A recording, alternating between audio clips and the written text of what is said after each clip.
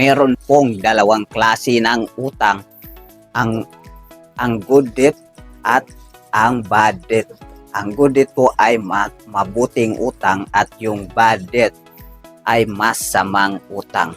So ipapaliwanag po natin kung ano po yun ang dalawang klase ng utang.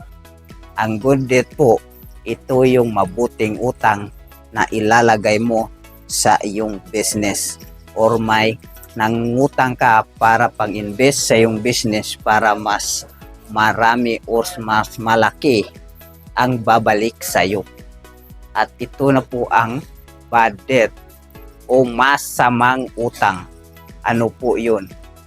Ang masamang utang po ay nangungutang ka para halimbawa po sa mga birthday or occasion po o sa mga pista, nangungutang ka lang para same lang po yan sa liabilities. Yun po ang tinatawag na bad debt.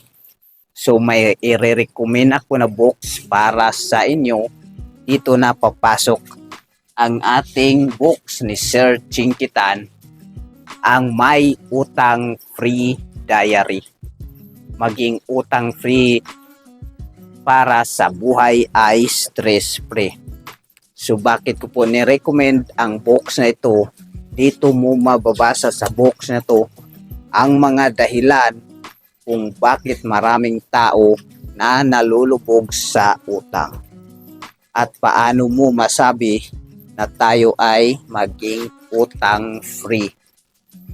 So yan po ang ating box na May Utang Free Diary. Ang box po ito ay kay Sir Chinkitan po ang box na ito.